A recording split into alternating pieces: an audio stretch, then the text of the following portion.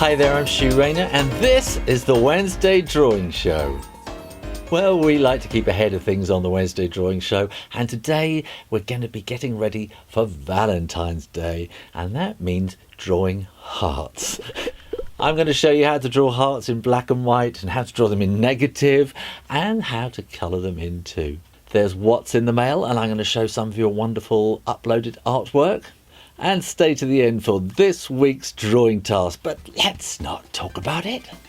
Let's get on with the show. Valentine's Day is all hearts and roses, but today we'll take a closer look at heart shapes. The human heart is not that pretty. It's all muscle, veins and tubes sticking out all over the place. But the simple heart shape is used everywhere when it comes to love. Our brains instantly associate hearts with love, romance and Valentine's Day. They can be drawn tall or wide, round and plump, or thin and concave, and, sadly, romance can often lead to a broken heart as well. If you want to draw a heart in black and white, so it has a three-dimension-ish kind of feel to it.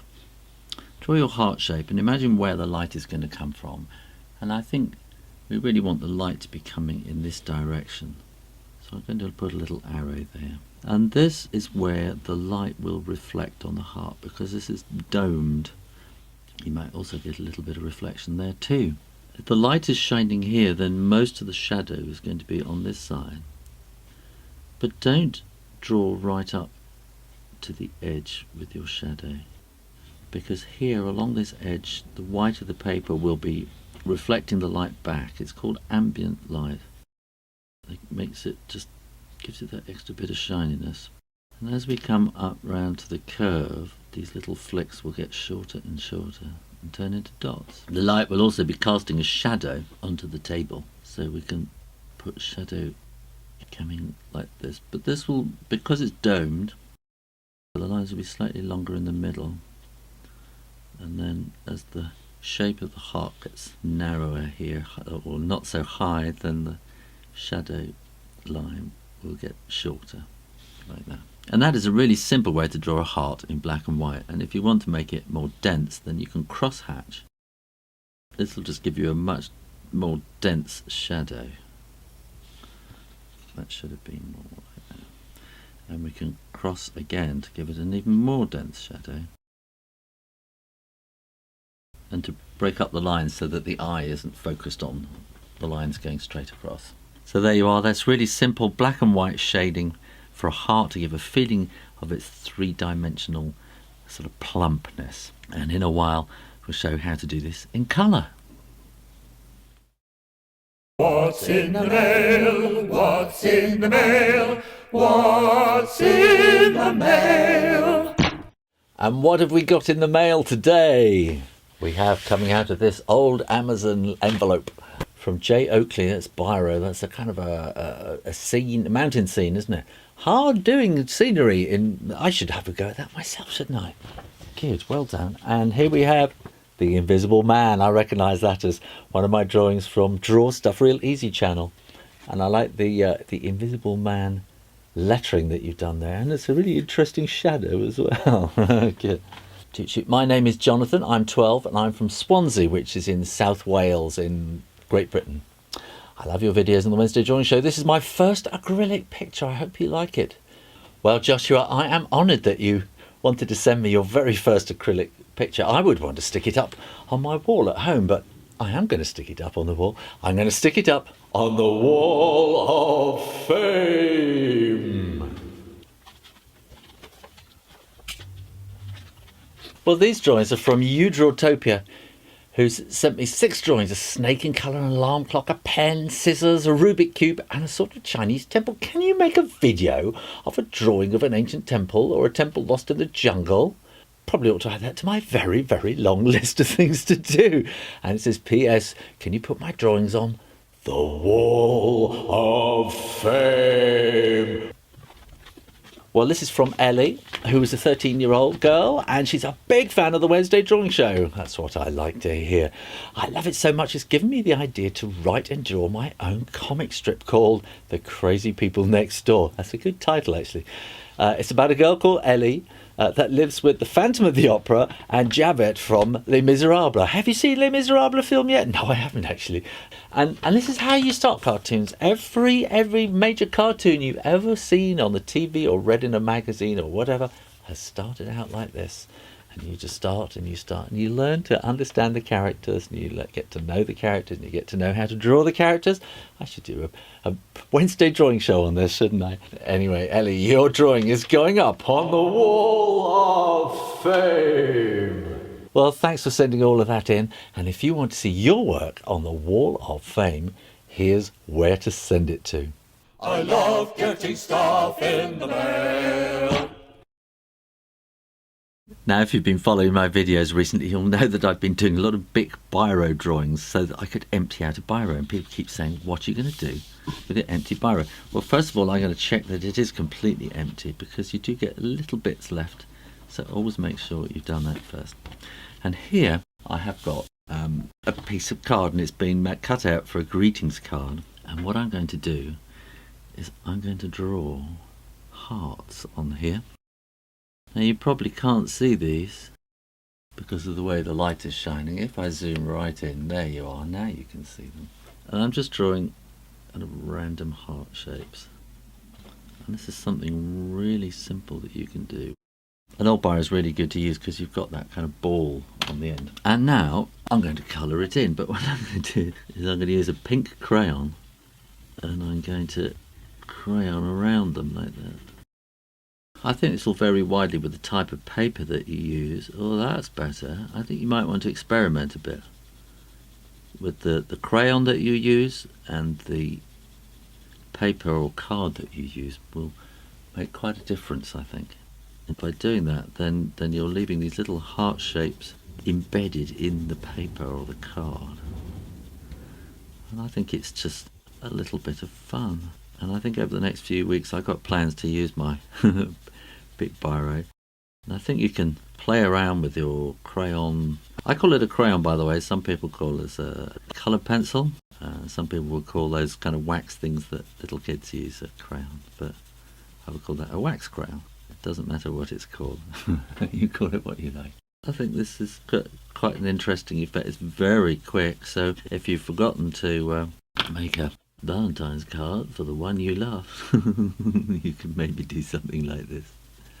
I'm trying to think of other things that you can use to score in the paper. Here I've got a paper clip, and something is telling me to just kind of bend it into a point like that, and then maybe you can use it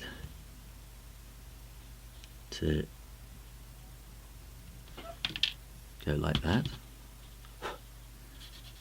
And yes, it works.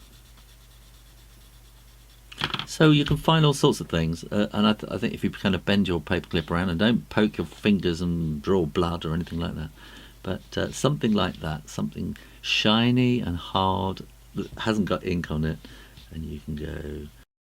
Basically, you want something that will make a dent in the paper. And you don't need to restrict this idea to Valentine's Day. You can use it for all sorts of things. And I think in the next few weeks I'll probably show you some other tricks that you can use by embossing the paper and crayoning over the top, or penciling over the top. Now, if you've been watching my Sunday Gallery review show, you'll know that I forgot to show page 2 of the snakes, so I thought I'd put them in here. I'm really sorry about that. So this is a snake sketch by Josephine, who says, "Love your vids shoe, thank you very much." That's a lovely pattern on there. This is by Dan White. I hope you like it. As a poor little dog or something is just about to get eaten by this slightly sneaky looking snake here. That's good fun. King Cobra by Taylor and Kidderminster. I'm only 11. That's very good. Got that real intelligence in the eye that the cobra kind of has. Great. Hi, I drew Celtic Snake, which looks pretty awesome. This is my second drawing. Hope you like it, Ella. That's great. We can follow this pattern all the way around. It's almost like a kind of an Irish shamrock pattern, isn't it? Snake in the Grass by Mary Arris. There we are. fabulous pattern there. Kind of crazy paving, isn't it? With a rattlesnake on the end. Great. Hi Shu, my name is David. I'm 13. I'm a very large fan and a long time subscriber. Good joke. Good drawing. There we are. That's really nice. Again, good eye. By Sophia, age 12. From the UK. That's good though, because it's really hard to get this cowl of the cobra when it's looking straight on at you. It's a very hard thing to draw together, that cowl. That's good drawing, well done. Oh, I like that sketchy snake done in Barry with a bit of digital colouring by Ella. Oh, I like that. It reminds me of a Cumberland sausage, if you know what that is. Snake tail sketched by Guerra with pen and a little help from Photoshop. That's fun. There's snake in it, so you've got a tail, snake in the tail, but you've got a tail as a story. We've got surfing and it's kind of each little block there. It's really neat, isn't it? And the end at the end. That's a really clever drawing, that, and you're using each block of colour as to move the story on. It's like turning a page. I really like this. This is called taking a line for a drawing, except this time it's not a line, it's a snake, and you've got all these different things: a wave, a skipping rope, and a road, and a roller coaster, the sea, another road in the city in the end. That's very, very clever. I like that. By the PS352, I think that's the YouTube video name, and if you've been shipwrecked, you wouldn't feel very happy washing up on that island, would you? Snake drawing by Austin. Cool. That's a very wide open mouth. Robot snake done with metallic pens by Eva. Oh, that's nice. Yeah. That's a cool idea. Snakeskin purse by TQueen97. You may use and comment on this. Well, this is one way to keep your savings, isn't it? You put your money in the purse, and every time you try to take your money out, it sort of hisses and bites at you. I think there's a story in there somewhere. Perhaps you should write that. That's great. I love that.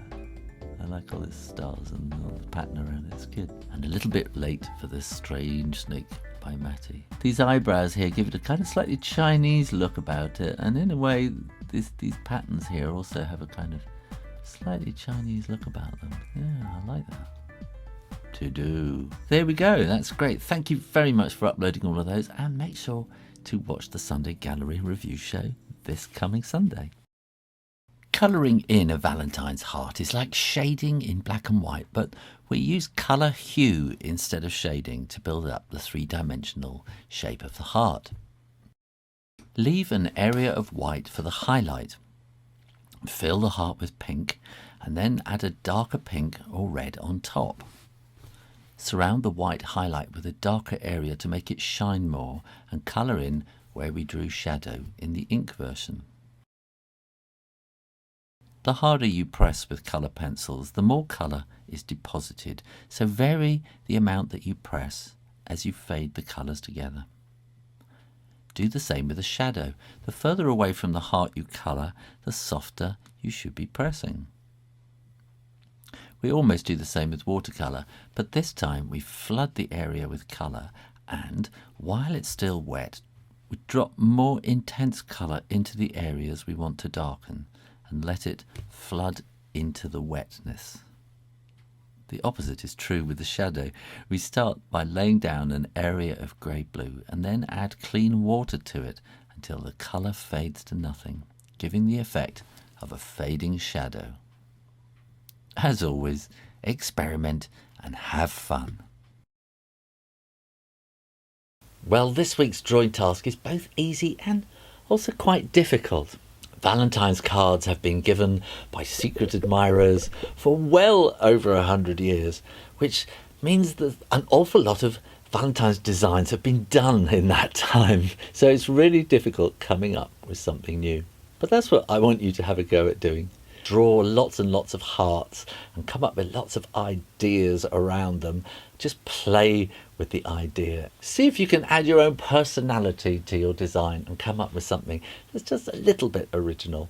And when you've done that, go to www.thewednesdaydrawing.show.com and upload your drawing for us all to see. And then in a week and a half or so, I will share them all on the Sunday Gallery Review Show.